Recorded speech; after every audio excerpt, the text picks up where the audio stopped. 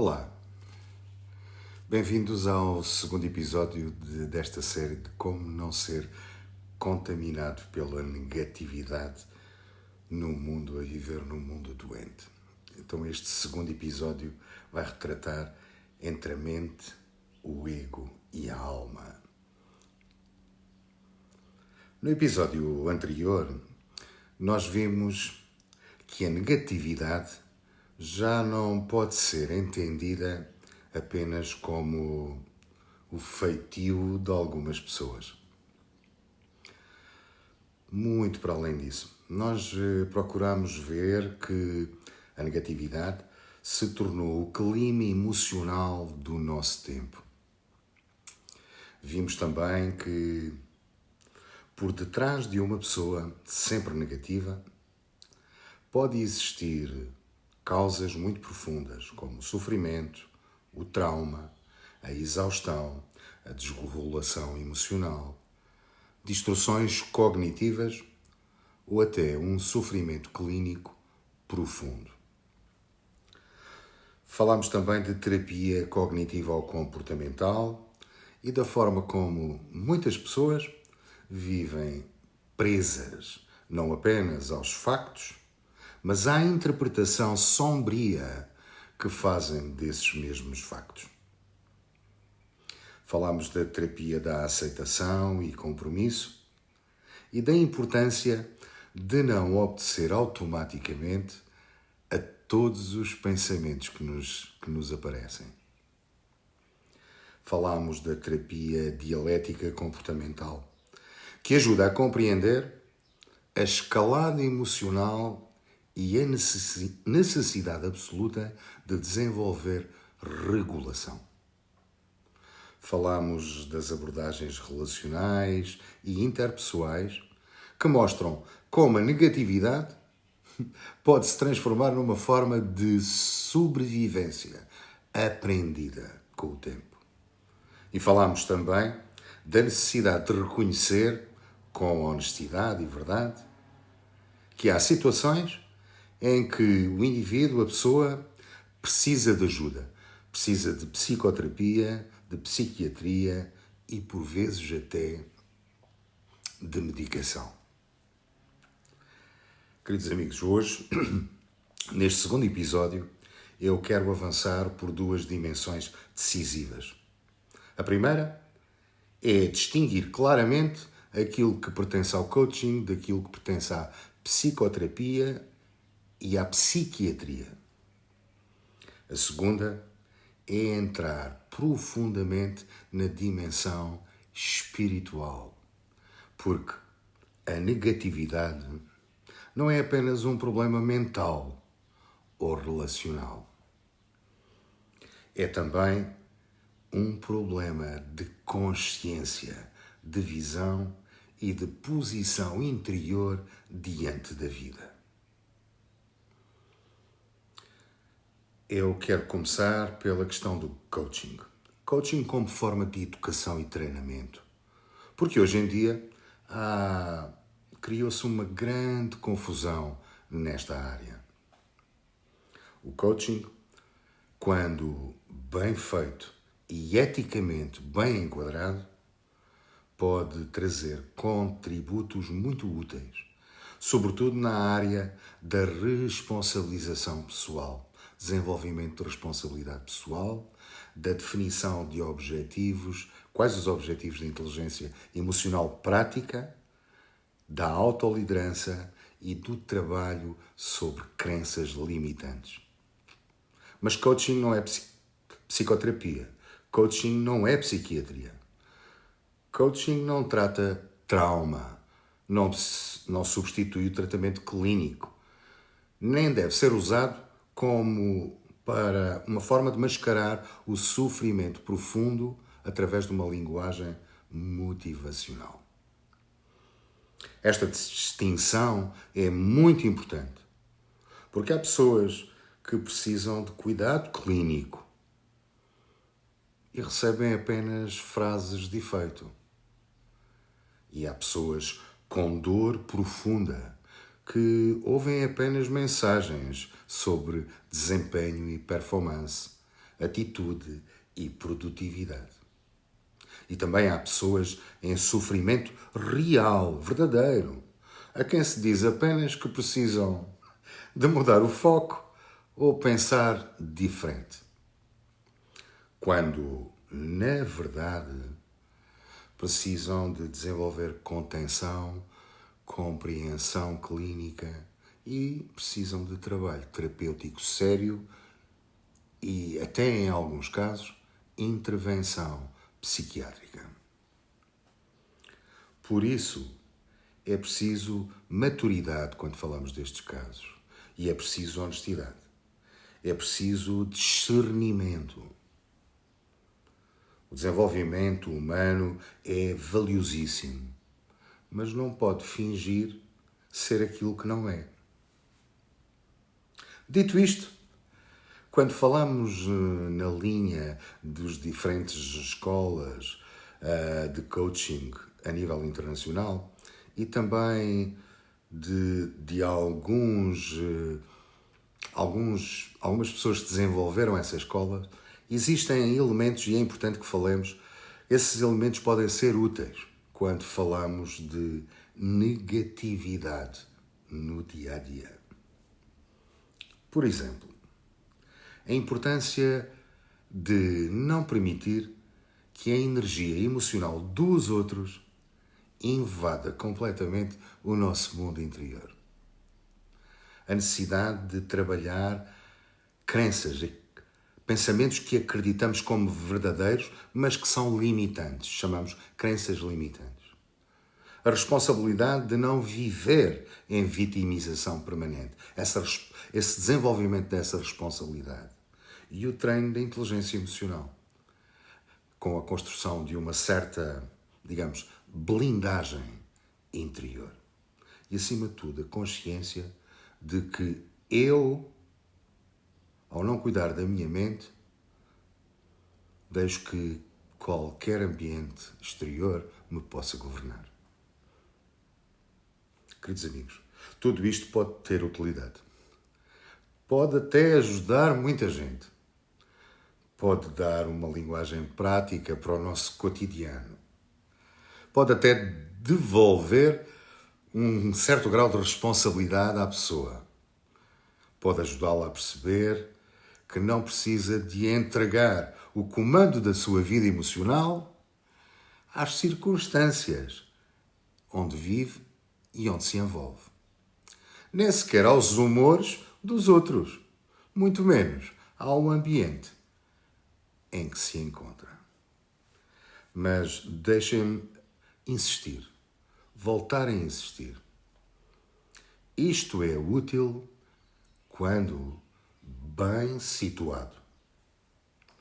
Quando sabemos que o que determina o desenvolvimento humano e onde começa a necessidade de cuidado clínico. Quando não se quer vender profundidade, onde apenas existe impulso motivacional. Quando não se esconde sofrimento debaixo de frases que soam bem. Quando a ajuda prática não ocupa o lugar da cura de que a pessoa realmente necessita. É muito importante ter isto em mente. E agora, eu quero entrar naquilo que, para mim, como psicoterapeuta e educador, transforma esta conversa numa conversa verdadeiramente profunda. A dimensão espiritual. Sim, queridos amigos, porque a negatividade não é apenas um problema de humor. Não é apenas um problema de pensamento. E não é apenas um problema de convivência. A negatividade é também um problema de consciência. É uma forma de olhar a vida. É uma forma de se posicionar perante a vida. E é também uma forma de relacionar-se com o próximo, com a realidade e com aquilo que é a nossa natureza mais elevada, que consiste com a nossa própria alma, mas essa precisa de ser educada. Então aqui deixem-me trazer-vos os ensinamentos Baha'is, da fé Baha'i, porque são de uma profundidade extraordinária. Baha'u'lláh, o manifestante da fé Baha'i, chama-nos a não nos ocuparmos dos pecados e das faltas dos outros, como se essa fosse a nossa missão. E isto é muito mais profundo do que parece. Porque uma das grandes tragédias do ser humano é perder a sua energia interior a observar, a julgar, a criticar, a comentar, a dar maior amplificação àquilo que os outros fazem ou dizem, assim como condenar as faltas alheias, enquanto se negligencia o próprio processo de transformação interior. Quando uma pessoa vive focada nos defeitos dos outros, algo dentro dela estagna, e a alma endurece. O coração perde a delicadeza e a consciência deixa de ser a ferramenta de aperfeiçoamento e torna-se num instrumento de julgamento e crítica. Olhem o que se passa no mundo. Reparem como isto é tão atual. O mainstream do nosso tempo é exatamente este. Comentário, crítica, exposição, ironia, ataque, comparação, tribunais permanentes da opinião, pessoas prontas a apontar, a condenar, a humilhar ou a ridicularizar, mas profundamente resistentes a trabalhar o seu próprio caráter.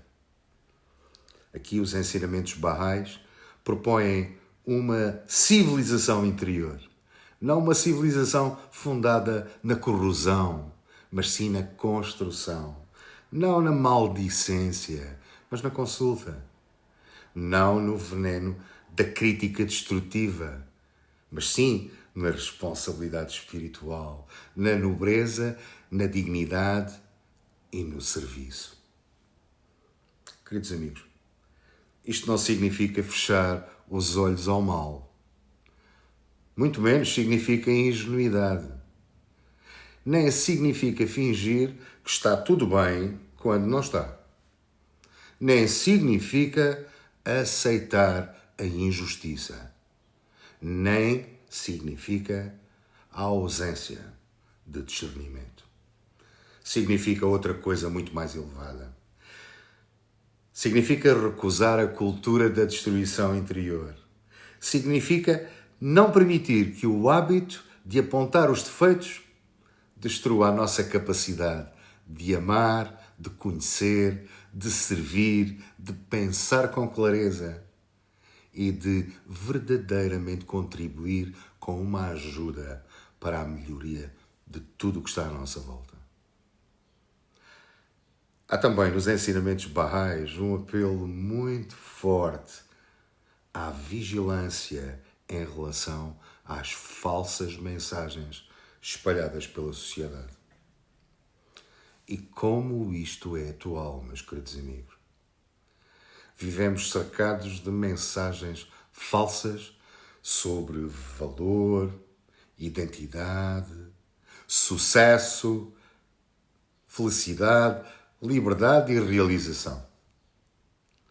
Dizem-nos que para ser feliz é importante impressionar. Dizem-nos que o valor é aparecer. E dizem-nos também que existir é competir. E que o essencial é ter. Dizem-nos que o corpo é a medida do valor. Essa cultura do corpo. Dizem-nos que a validação externa é uma prova da nossa importância. E dizem-nos também, ou querem-nos vender, que ganhar visibilidade é mais importante do que ganhar profundidade. mitos falsos. E depois admiramos-nos por viver num mundo esgotado, num mundo cheio de comparação, um mundo comparativo, ressentido, ansioso, cheio de medo e profundamente negativo. Porque quando a pessoa é treinada para parecer e não para ser, ela fica espiritualmente faminta. E, queridos amigos, uma alma faminta torna-se frágil perante a comparação, invejosa perante o sucesso alheio e fica amarga perante o próprio vazio e critica permanente quem ainda tenta viver com sentido.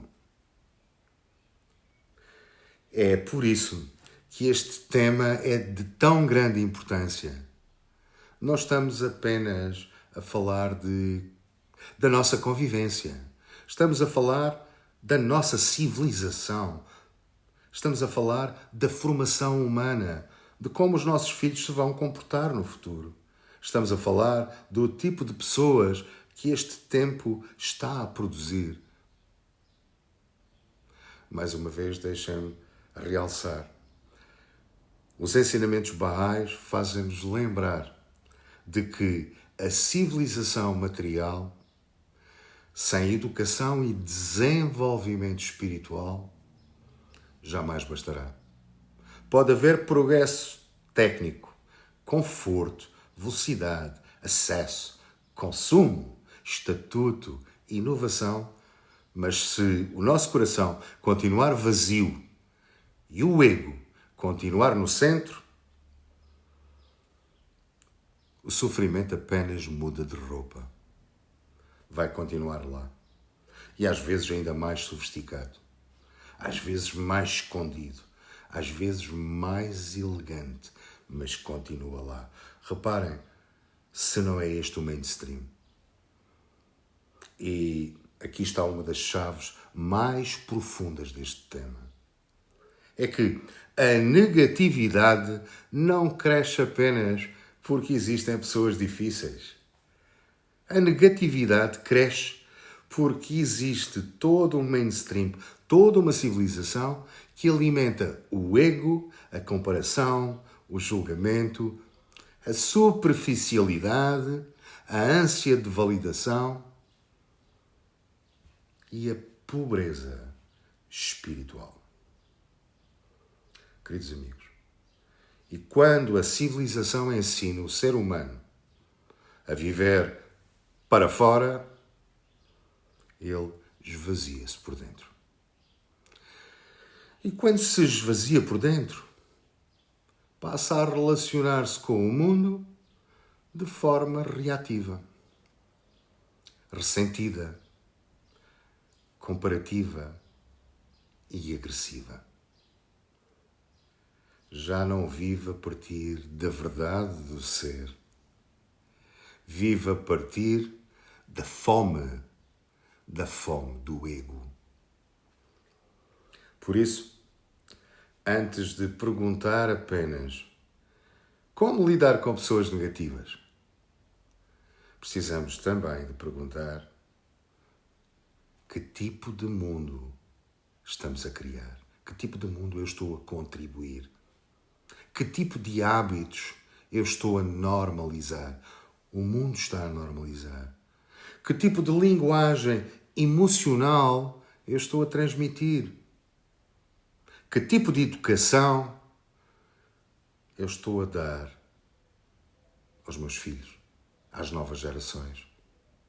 Estamos a formar pessoas para servir, para crescer, para amadurecer, para construir, para pensar com verdade e para crescer espiritualmente?